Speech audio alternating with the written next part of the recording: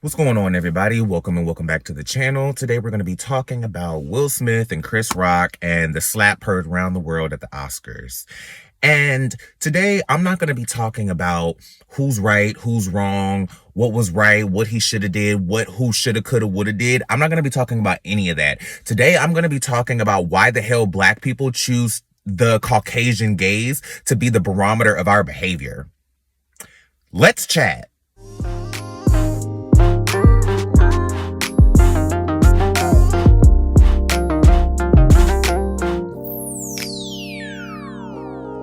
I don't do regrets. I'm trying to learn from my lessons, but do I get it yet? I want to set an example, but I'm not sure I can handle all my demons. I'm thinking that I should court a vet. I fight for all respect. I'm working overtime to keep in my head. I understand I'll get the love when I'm dead. So my focus is red. Choose the black out on what's keeping me chosen. I've been the token, now the back is ahead. On my soapbox, chucking.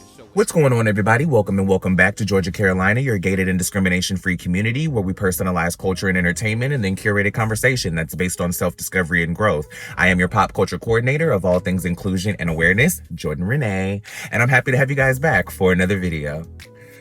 Okay, so today we're talking about Chris Rock getting the shit slapped out of him by Will Smith down to the Oscars the other day, right? Okay, so for those of you who don't know, I'm sure there's none of you that don't.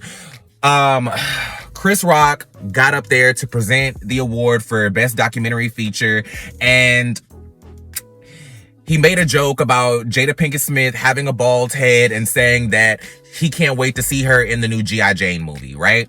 Will Smith gets up, slaps the shit out of him on TV, and then goes and pimps walks back to his seat, crosses his legs, and then wins an Oscar less than 30 minutes later. Cool. My issue is, why are so many people taking the perspective of, this makes us look bad in front of white people? Like, while I understand the perspective of, yes, this is the first time that a black person has gotten to produce the Oscars. This is the first time that a black man who has been in Hollywood for almost 30 years or over 30 years at this point, who has done amazing work, is finally getting recognized. Samuel L. Jackson got an honorary Oscar for his extended and extenuatingly long career, right? Like the Oscars was really celebrating a lot of black excellence that night. And so now we're seeing this happen, and now everybody's talking about, well, if he was white, would he have done that? I even said the same thing. I'll hold myself accountable of that. My first initial thought was, well, damn, if this was Jimmy Fallon, or if this was Jimmy Kimmel's racist ass, or if this was Ryan Seacrest, would he have gotten up and done that? And also the perspective of, well, how does this make us look in front of white people? How does this make us look in front of white people? This is the first time that a black person has produced the Oscars, and now we finally get up here and now we looking crazy in front of white people. Why is the Caucasian perspective the barometer of our behavior? Why do we always measure our success and our failure by how white people are going to look at us? I understand that when it comes to a communal perspective, a community perspective, when it comes to how white people see us in certain perspectives, I can understand why that's a conversation, because it needs to be addressed that a lot of times white police officers look at black people differently. Just saying, there's a lot of times where we see white people who just genuinely look at black people differently, and we get treated differently as such. But however, I don't think that this is the proper venue for us to be having this conversation. I think that we need to be having a focused dialogue on right and wrong. It doesn't matter what white people have to say about it. This ain't y'all fucking business. To be perfectly honest, this ain't white people business. Are you allowed to have a comment on it or to have an opinion on it because it was on TV and y'all saw it? Yes, absolutely. But black people should not give a fuck what y'all have to think. Because at the end of the day, we need to have a standard and a bar that is set within our own precedents for us to reach. We need to be thinking about what Martin Luther King would think about this, what Malcolm X would think about this, what Marsha P. Johnson would think about this. What, like we need to be thinking about what our people would think about this, what our ancestors would be thinking about this, how this makes us look to our black children. Nobody should give a fuck about what the white man got to say about it. It's like, while I can understand that story device within certain contexts, this is not the place for it because at the end of the day, this was a night of black excellence. And this was a situation between two black people, not to say that there were no white people at the Oscars. That's not what I'm saying. But I'm saying that this is a situation where black people have been presented, represented, and acknowledged more than they ever have within one Oscar ceremony. We had Megan Thee Stallion opening the Oscars. Samuel L. Jackson got an honorary Oscar presented by Denzel Washington. Will Smith won an Oscar, his first Oscar, for playing Serena and Venus's father, a black man. Like, I feel like we need to recognize our own character and set standards for our own behavior that has nothing to do with what are white people gonna say. Because at the end of the day, when it comes to Hollywood, we have built ourselves to a position where things like that do not have to be criticized by black people from a white person's perspective. I think that we've come further than that in Hollywood. Specifically, I think on a microcosm perspective, when it comes to an individual interaction, when it comes to figures of authority and this, that, and the third, blah, blah, blah, it's fine. And especially when it comes to Hollywood, I feel like a lot of the times, black people are exploited and rewarded for bad behavior any fucking way, and we're made a minstrel show of. So if anything, if those two come together and figure out, a peaceful way to reconcile this, then they'll probably end up doing a buddy cop film together. Based on Hollywood's perspective, I don't think that and if you want to talk about the white gaze, the reason why I don't feel like this is going to hurt Will Smith's career any is because he slapped another black person. If you really want to take it to a white gaze and what the Caucasian perspective is going to think, I don't think that they're going to give a damn, because black on black crime is never a thing. No one ever gets up in arms that's lighter than this when it comes to fucking white people. Like, nobody gets up in arms when it comes to black on black crime. It's only used as an antagonizing device when black people are trying to defend themselves against police brutality and Caucasian injustice. Do you get what I'm saying? Black on black crime is never used in our defense. It's never used as something to pull us up. It's always used as something to keep us down and minimize us to barbaric buffoons who have nothing to do but take down each other as crabs in a barrel. Think about this, people. I just don't... At the end of the day, the joke was in poor taste. Yes, the joke was in poor taste, but at the end of the day, Chris Rock is a comedian. That is what he does. He makes jokes. We can have a conversation about where's the line between offending people personally and comedy. We can have that conversation, but I feel like we've been having that conversation for years, and I feel like there's a circumstantial acknowledgement that needs to be made for certain people making certain jokes that are blatantly offensive. Like, we've seen so many people who are not black get passes for making racist jokes and making racially insensitive commentary based on the guise or the cast of comedy. But yet, lately, we've been seeing a lot of black people getting canceled and upset and petitioned and boycotted for the same thing. We've watched Gary Owen get a pass for making black jokes, but yet we've seen Dave Chappelle damn near get canceled for making trans jokes. Not to say that one is right and one is wrong, but what I'm saying is that if you want to talk about the Caucasian perspective and what and where the line is in comedy, we need to talk about that. We need to talk about, if we're going to be even, then we need to be even across the board. And if shit is offensive, then it needs to be offensive. But I don't think y'all are ready to have that conversation just yet. And if Comedy Hype wants to bring me on to have that conversation, I would be glad to. Because I feel like that's something that definitely needs to be talked about. On top of the fact that, why do black people continue to gauge their behavior or gauge their failures and their failures and their successes on what white people will think, or what would white people do, or how does this look to white people. It's not your fucking business. This is a situation that happened between two black men. And also, I think that Chris Rock needs to be made aware of the backstory that led this man to walking up on stage on national television and slapping somebody in the face. Now, mind you, I thought that this was the first time that we had ever seen Will Smith get out of character like this.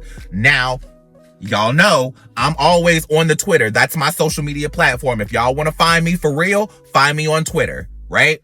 So I was on Twitter, and then somebody posted a video and was like, don't forget, Will is from West Philly, and he been from West Philly. And it's this video right here. Come on, man. What the hell is your problem, buddy? All right. Come on, man. What the hell is your problem, buddy? All right. Hold it. Can I just point out the fact that Will Smith has a consistency of really contradictory behavior when it comes to these type of situations?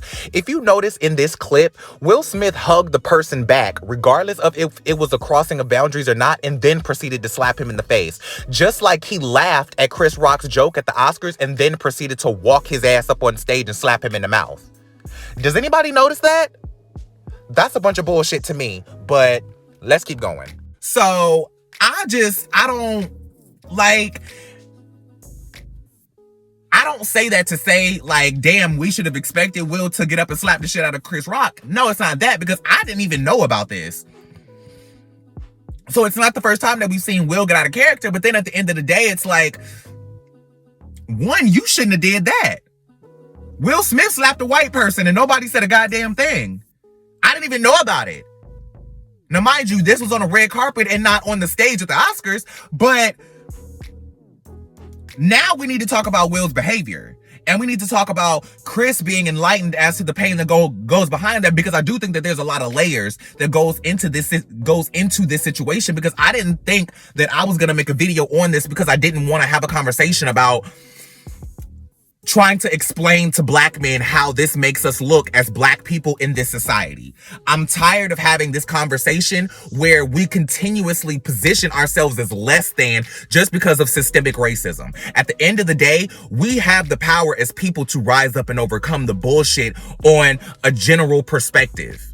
Do we still have fights to fight and laws to change and positions to rearrange? Absolutely. But on a daily positioning human level, I don't think that we should continually position ourselves under the thumb of Caucasian people and their perspectives and their opinions and their gaze. For the fuck what? I'm just saying. So, I say that to say, while I do believe that the joke was in poor taste, I do have to ask all the questions, right? Did Chris know about Jada having alopecia? Because people keep saying that this is not the first time that Chris Rock has made a joke at Jada Pinkett's expense. But was that joke at her being bald? That changes things. That is a very definitive and operative perspective to look at. Was the jokes that he made before about her being bald-headed?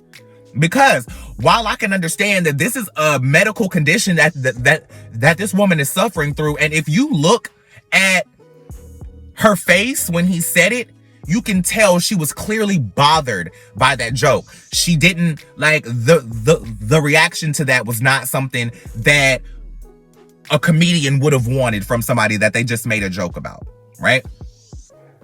So we can tell that that slap wasn't even for himself or him defending his wife. It was more so about him internalizing her pain and seeing what she's going through, on top of all the shit that Will Smith has personally been going through in the media. Now, mind you, in me saying all of this, I'm not defending anybody's actions. I'm not defending Chris for telling the joke. I'm not defending Will Smith for slapping him. I'm just asking all the questions and trying to get to the root and have some understanding when it comes to these people as people, and not just reduce them to two people fighting on television. right? Because this was not a reality show. This was not two random people fighting on TV that we're not going to see back next season because they didn't have no damn storyline. These are two people who are very established figures in Hollywood who we know very well, who we all cherish as a community, black and white, right? So, you know, people have been saying, where was that smoke with August? Where was that smoke with August? Why didn't you run down on August? Why didn't you do all this with August? And at first, I did kind of have that was a thought that crossed my mind because Jada said that this entanglement was over years ago, right?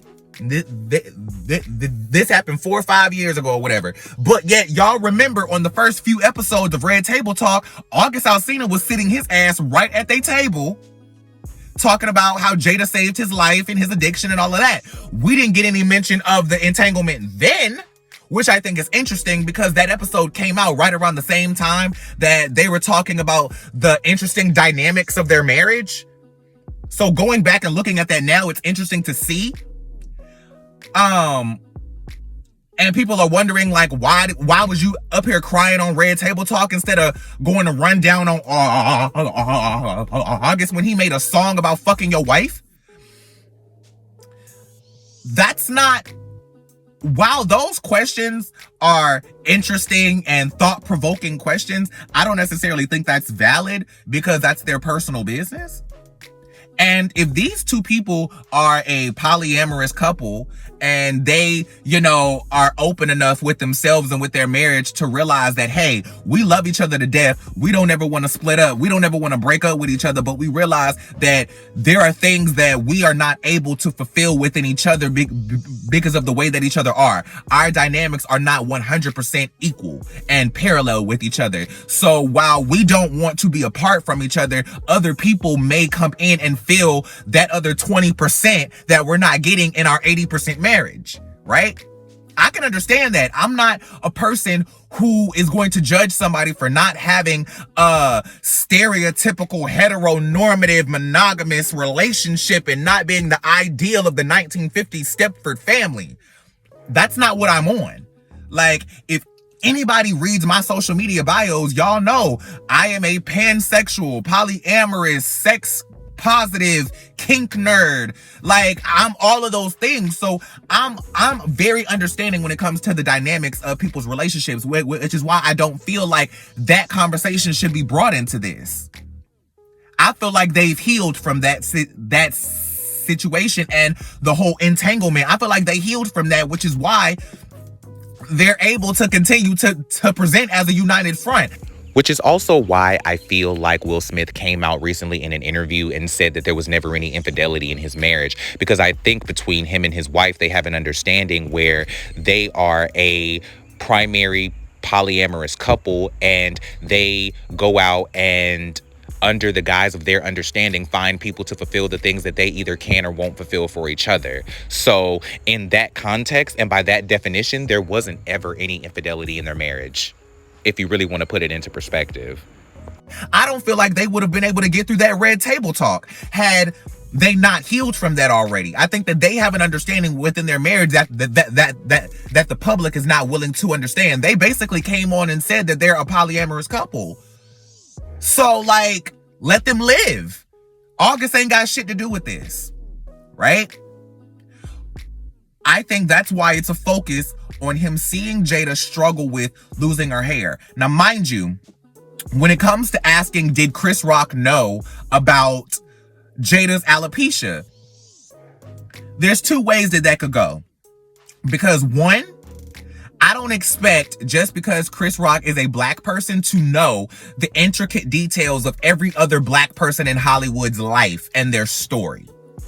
Nor do I expect Chris Rock to watch Red Table Talk, because Jada has mentioned what's been going on with her hair loss over the course of a couple years. Like, I remember her first mentioning hair loss when in the early episodes of Red Table Talk, when she was talking to Willow and Gammy about why she does the head wraps, and she was showing Willow all different kinds of ways that she ties her scarves on her head, which I learned a couple things from you, girl. Thank you.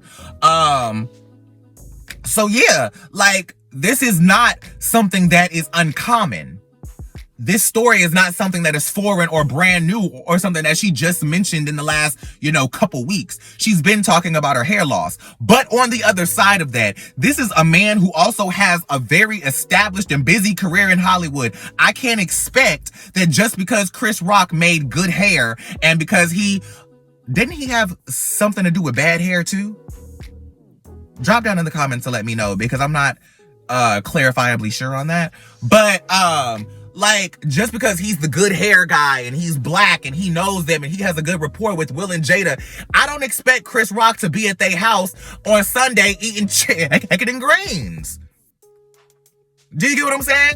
Do I expect them to be cool with each other? Do I expect them to have a rapport with each other? Do I expect them to know each other because they're all people who have been in Hollywood for at least 30 years at this point? Yes. But do I expect him to know the intricate details of Jada Pinkett Smith's medical history? No. So, there's only so much you can allow somebody to know. Just because we at home, the public, may know about it, just because we may watch Red Table Talk, just because we may know what's going on with Jada Pinkett's life and follow her Instagram and all of this other shit, that doesn't mean that Chris Rock has the time or the give a damn. He may not have the fucks to give about Jada's hairline. And he is perfectly entitled to that, right? Where's the line in comedy when it comes to making jokes at other people's expense? Where's the line? Because in the grand scheme of things, Chris Rock was giving Jada Pinkett Smith a compliment. Some of y'all are not going to want to have that conversation, but that's why I am here. He was giving her a compliment, right? So while the joke may have been in poor taste, the intention of the joke was positive, right? If the point of the joke was to say, hey, you need to be the next person to take over this role and be in this movie, then that's fine. Now, was the joke made because she was bald-headed and because the girl shaved her head in the movie? Yes. But to that I say this. This goes back to, did he know that she had alopecia? Because we've seen a lot of black women in Hollywood shave their heads recently. Do you get what I'm saying? Tiffany Haddish, Angelica Ross, India Moore, MJ Rodriguez, Sanaa Lathan shaved her head for Napoli Ever After. We've seen a lot of black women cutting their hair and shaving their head and doing all of this thing. And it's not because they've gone through something traumatic in their lives, so they need to shave their head to free themselves. Some of them just want to change their look. Some of them just want to see themselves bald-headed. So I can see a world where Chris Rock, may have just thought she just shaved her head just because. She's done every other fucking hairstyle in Hollywood. Maybe bald was just the last thing she hasn't done. Do you get what I'm saying? We can't expect everybody to know everything that we know. And we can't expect him to know something about their lives just because he's seemingly close to them or seemingly has a relationship with them. Do you get what I'm saying? I want Will to come out and speak about the backstory that led up to that. Because the way that it happened, it happened so quickly, and it happened at the snap of a dime because, as everybody has brought up and mentioned, he was laughing at the joke at first until I think he recognized Jada's reaction. Because if you look at when he first told the joke, Jada was like, not cool. Will was laughing, right? So I don't think that even Will found the joke offensive. I think that he saw Jada's pain, right? Now, does that make sense in the grand scheme of him snapping, walking up on stage, slapping him, and pimp walking back to his seat? To me, no. But I believe Will Smith did say that he was going to give an exclusive to Red Table Talk, which we already knew. He was I'm pretty sure they're filming the episode right now. Somewhere in Will Smith's house, they're filming, in Will and Jada's house, they are filming Red Table Talk right now. I'm sure that on the ride home, they decided that they were going to do this. right? Where else would Will go? Why would he go to any other platform when his wife has a talk show that is produced in his own home? What better safe zone? I don't understand why y'all are surprised. Y'all should have known as soon as that happened. As soon as I heard the second wow come out of Chris Rock's mouth, I was like, they're gonna do a red table talk about this. Watch. This gonna be a nasty red table talk. And I've been checking Facebook Watch every 10 minutes, waiting on the announcement, the trailer, the episode, the snippet, the something. Cause I know that a red table talk is coming about this. That's just like, we know what's up, right?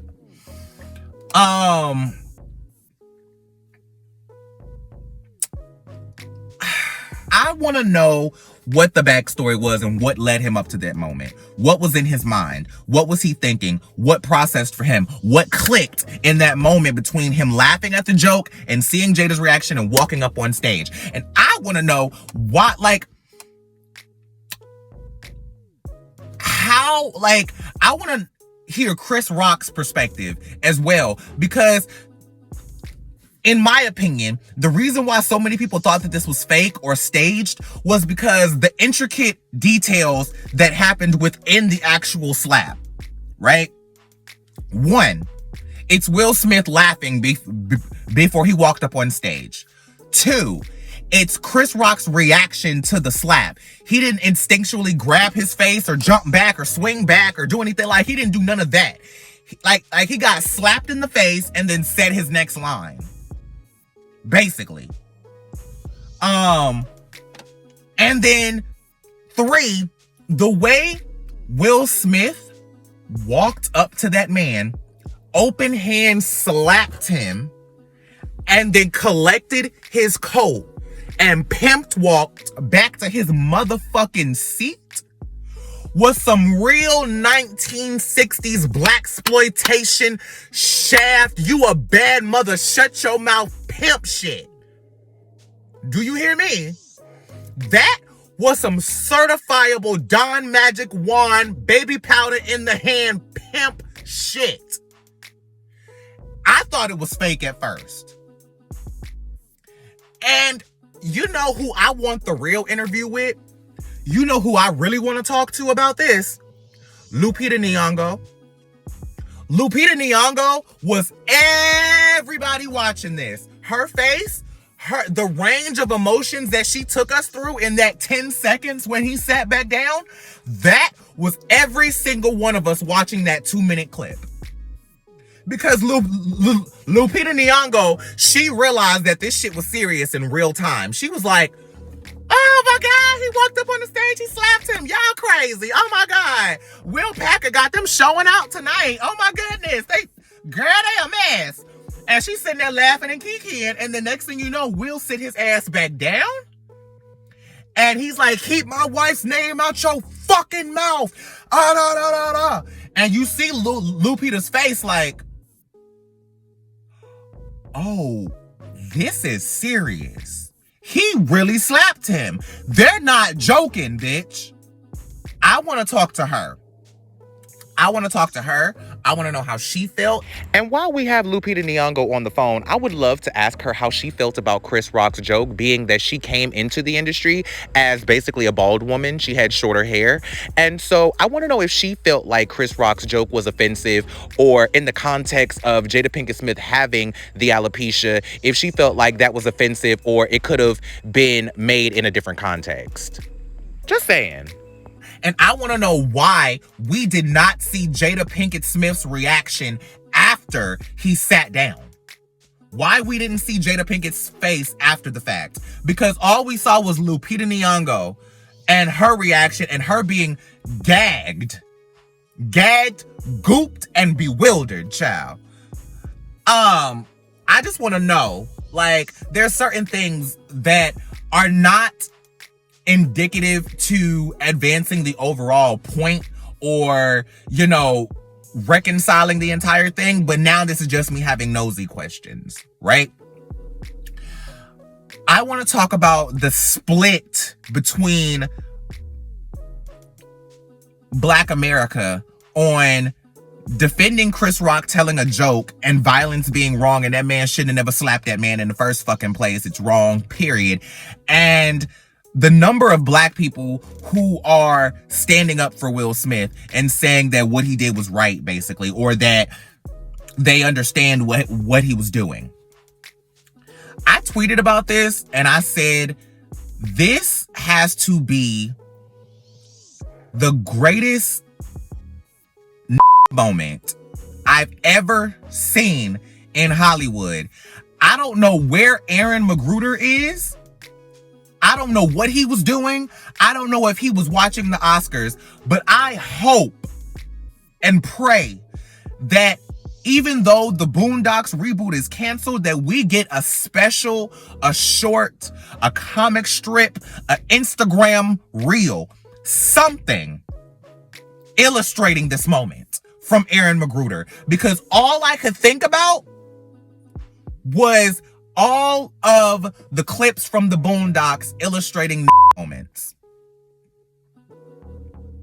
It just seemed like so many layers, right? And yes, while I understand this is the first time that a black person has hosted or has produced the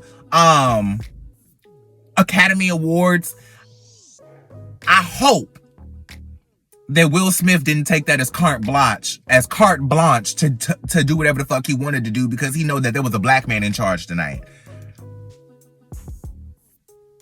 Not to say that you need to be even more on your P's and Q's because there are white people involved. I'm saying that you shouldn't be any less or more professional or pulled together when there are white people in the room or when there are black people in the room.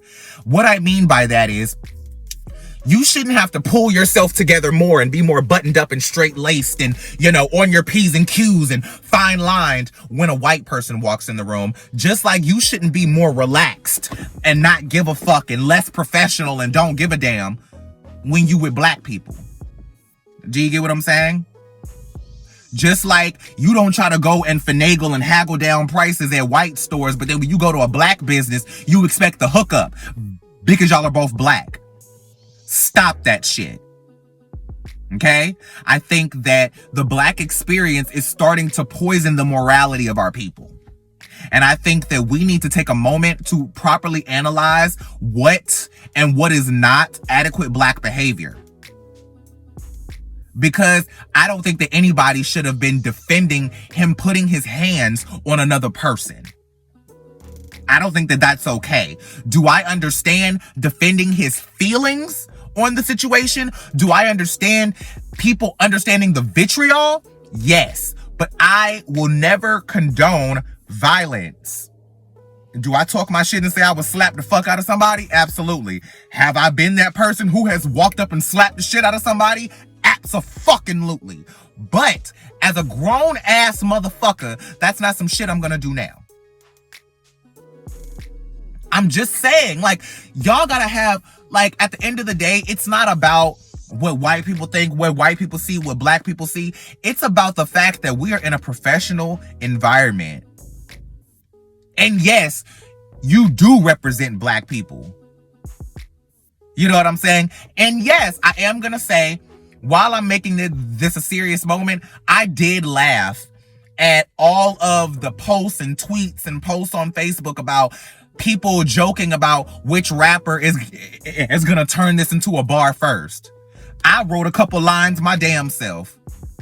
So it is what it is. I don't think that you should, or that we should be stuck in this dark place for the entirety of it. I do think that we need to find the bright side and move on.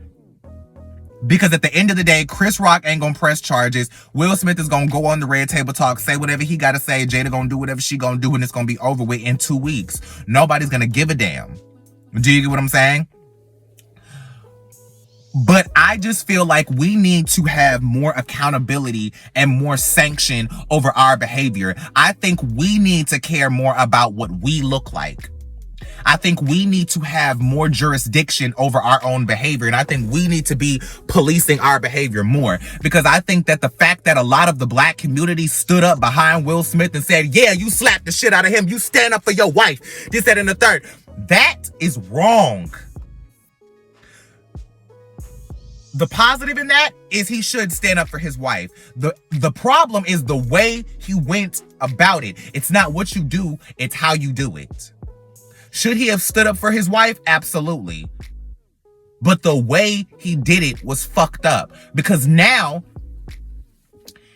outside of the white gaze, I'm talking about what this represents for black people at this point. This is what I'm talking about. Every time I mention how this looks, I'm not talking about how we look to white people. I'm talking about how this looks to the black community that is watching us on stage. I'm talking to the black men who saw themselves on TV. I'm talking to the black women who saw men they love on television. I'm talking to the black women who saw a man defending their honor on television and saw a black man disrespecting their own on television. That is what I'm talking about. This is now overshadowing all of the historic moments in Hollywood that we now get to, that are now soiled for all of us. Just like I said before, this is the first time that a black person is producing the Oscars. This is Will Smith's first Oscar, and he has deserved Oscars before. He has been in Hollywood for 30 years, damn near, and has been skipped over for Oscars, right? He finally gets his Oscar after boycotting the Oscars a few years ago, and this is all we're talking about. This is the first time we've had two black women hosting the Oscars at the same time. Wanda Sykes and Regina Hall, along with Amy Schumer, but I'm talking about black people. I'm Issa Rae in this thing right now. It's the first time that we've had a rapper open the Oscars. Like, there was so much representation. The film that a black man won Best Actor for was for a movie about a black man who propelled his daughter to superstardom. And the legacy of a black father being in his daughter's lives. And this is what we're talking about. We're talking about Will Smith walking his ass up on stage, slapping Chris Rock, and pimp walking back to his seat. Do you see my point now? Do you see why this is disappointing all the way around? This is fucking sad. And it took me a while to figure out how I wanted to make this video, because I sat and filmed some stuff for this yesterday. I sat and filmed some stuff for this as soon as I saw it, because I saw this break out at 3 o'clock in the morning. I woke up and got on Twitter like I always do around 3, 4 o'clock in the morning. If you want to know what I'm doing, catch me at 3, 4 o'clock in the morning scrolling on Twitter. That's what I'm doing. I guarantee you, if you message me on Twitter or if you hit me on Twitter at 4 o'clock in the morning, I'll probably answer you within 10 minutes. Because that's just what I do every day. I get up, I look on Twitter, I see this video happen, I screen record it, and my wheels instantly start turning.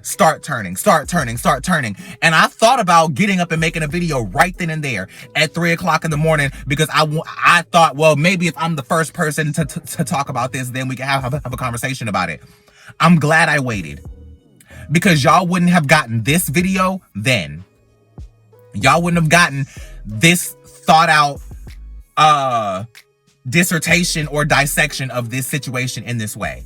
Y'all would have got a real messy Banji Girl realness recap of this moment.